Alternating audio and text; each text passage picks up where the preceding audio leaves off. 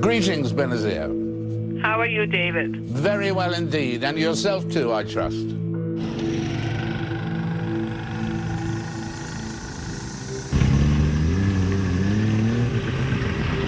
How is the Pakistan you now see different from the Pakistan you left 8 years ago?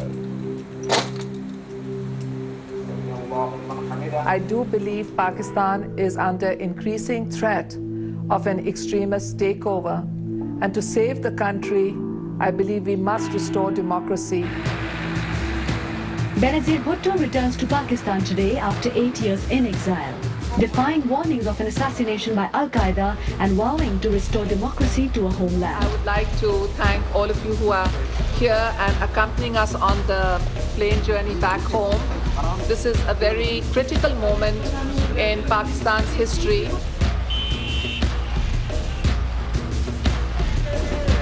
There is real threat to the life of Mohtarma Benazir. There are credible and corroborated intelligence reports that terrorist groups are out to target Mohtarma Benazir Bhutto. The government is advising her to avoid long public exposures. I'm unaware of the details of the security arrangement, but I think the biggest protection comes from God. And God willing, all will go well.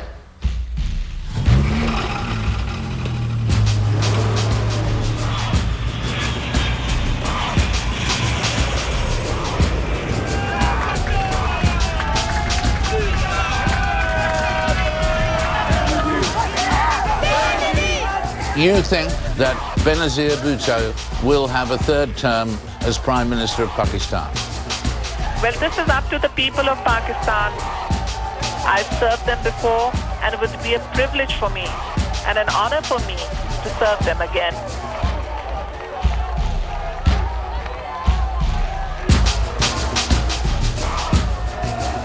We are here just for the Mohtarma Benazir Bhutto.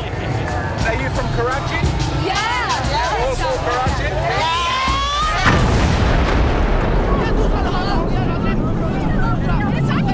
What was that? What was that?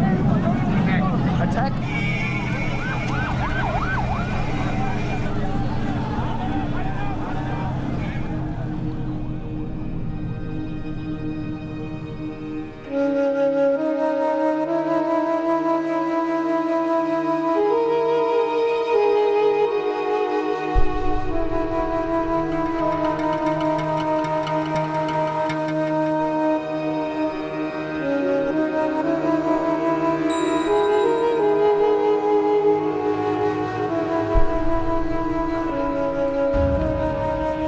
On August 14, 1947, a new nation was born. Pakistan, created by separating the Muslim regions of India from the Hindu. History is made. A people rejoice. Independence for India and Pakistan. When the British begin their departure, an era ends and a new era begins. As the new dominions of Pakistan and India take over their own affairs, millions began a journey that over the months was to become the greatest mass migration in history. The country was born in confusion. People who thought they were in Pakistan suddenly realised that they actually were in India. The rapes and brutal mass murders during partition affected both India and Pakistan. Anywhere from 200,000 to 1 million dead. Many will never reach their new land. More than 60 languages are spoken. The national language became Urdu. But English is the official language, used in business, government and legal contracts. It is the Muslim faith which holds the nation together. Tension between Hindus and Muslims of India always ran high. When India and Pakistan won their independence, The partition led almost immediately to disputes. Pakistan's very existence depended largely on adequate military strength should the dispute with India assume uncontrollable proportions.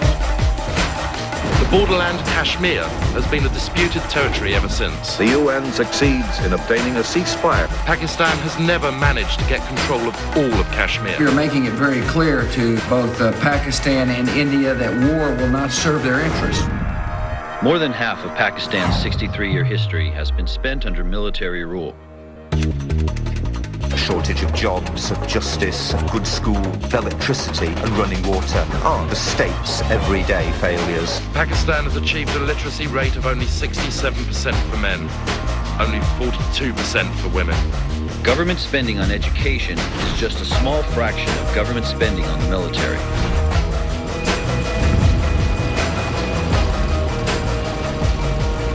Money was pumped into weapons and into Pakistan's religious seminaries or madrasas. For years, theirs has been a radical, ultra-conservative message. Those same madrasas would go on to produce the extreme Islamist Taliban movement. Honor killings, a traditional cultural practice, are widespread and legal. Murder has been condoned by the state in the case of these barbaric killings. The school was closed 19 at the people were time. killed in the explosions, more than 50 wounded. Among the dead, at least 4 police officers, often in the front line. The militants' campaign is ferocious and widespread. After 9/11, things changed dramatically. Pakistan, a country with an extensive nuclear arsenal, is facing a very serious security challenge.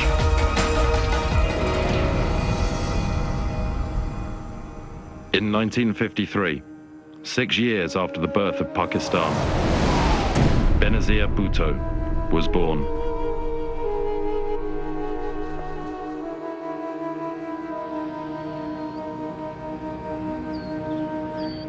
I was born on June 21st, 1953.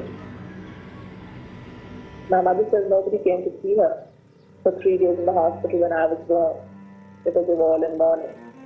So the girl had been born. I remember once you mentioned to me that even the dogs were giving birth to boys and even the cats were giving birth to boys. Benazir. So my mother never liked that name either. She made me grow up thinking, I want to keep her name Naila. Naila is such a lovely name, Naila is such a pretty name, but they gave this horrible, ugly name, Benazir. Benazir means without compare. B means without. Nazir is like, I guess, vision or comparison. Basically it means unique, one of a kind. And boy, did she turn out that way. I am what I am because I am Zulfikar Ali Bhutto's daughter. Bhutto was the quintessential charismatic personality. He was young, educated. Zulfikar Bhutto was really a man of the world. He went to USC, and then he transferred to Berkeley, and then he went on to Oxford.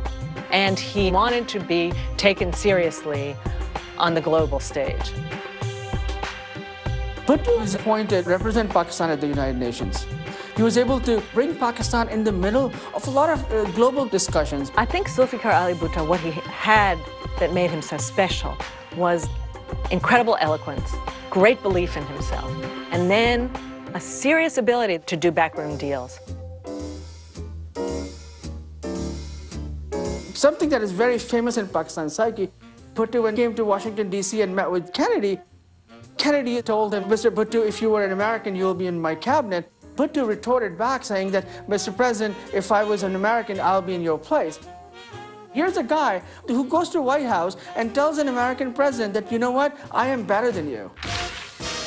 He wanted to make sure that when he was in the camera, his crease was fine in his pants, that he always wore the right set of clothes, that he always wore the right cologne. And every young man wanted to copy him. Whatever he wore became a fashion. Very flamboyant. He was the GQ of Pakistan.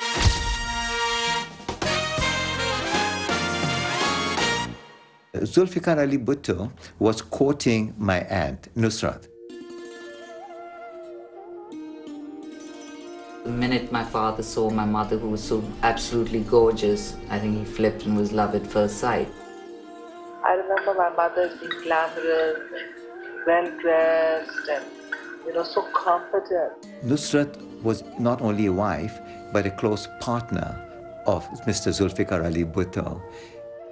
She advised him extensively. She was Iranian, and she was more modern than the average Pakistani woman. She famously drove a car when Muslim women were not driving cars at all. The social consciousness of both parents was so powerful that it influenced all the children, not only Benazir, but Shahnawaz, Sanam, and Murtaza. It was like they were going to leave a legacy behind them so that the children could carry on, could carry forward. There was a reason why they were called the Kennedys of Pakistan. Zulfikar's father, Shahnawaz Bhutto, profited from partition. He received from the new Pakistan larger than they can imagine, like Los Angeles County.